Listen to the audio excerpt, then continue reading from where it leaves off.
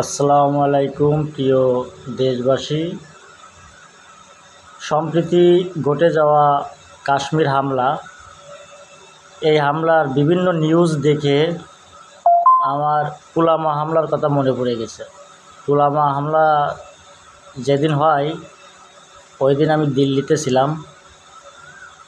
আর ওই ঘটনারও অনেক এভিডেন্স অনেকেই উপস্থাপন করেছিল আর প্রমাণ করার চেষ্টা করেছিল যে এটা নরেন্দ্র মোদী, অমিত শাহ এদের সাজানো নাটক। তাই যদি না হয়, ভারতের ৬ লক্ষ সেনা কাশ্মীরে ২৪ ঘন্টা ডিউটি করে। ৬ লক্ষ সেনা পৃথিবীর অনেক রাষ্ট্রেও নেই।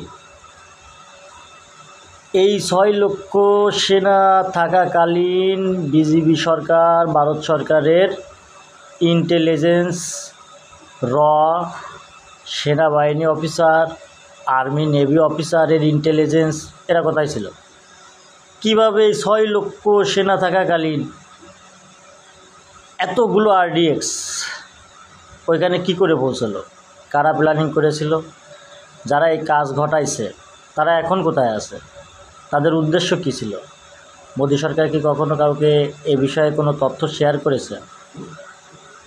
আর এই যে ওয়াকাফের বিরুদ্ধে যে আন্দোলন চলছিল, এই ওয়াকাফ মোদী আর পরে বুঝতে পেরেছে যে আসলে মুসলিমদের থেকেও বেশি হিন্দুরাই তার বিরোধিতা করতেছে। কারণ হিন্দুরা তো এখন আর অতটা বোকা নেই, ঠিক আছে? গোবর হিন্দুরা এখন কম খায়, ঠিক আছে? অত বোকা নেই। তো যাই হোক, এই একটাকে ডাকার জন্য উনি এই প্ল্যানিং করেছে কাশ্মীর হামলা। ওইখানে হিন্দু জিজ্ঞেস করে করে হিন্দুদেরকে নিধন করা হচ্ছে, এরকম হচ্ছে গদি মিডিয়ায় প্রচার করতেছে। কিন্তু মুসলিমরাও মরিছে, মুসলমানরা অনেক সাহায্য করেছে ওইখানে। এটা ভারতীয় কলকাতা টিভির নিউজ আমি দেখলাম, আপনারাও চেক করে দেখতে পারেন। তো এগুলো তো সম্পূর্ণ বিজেপি সরকারের সাজানো নাটক।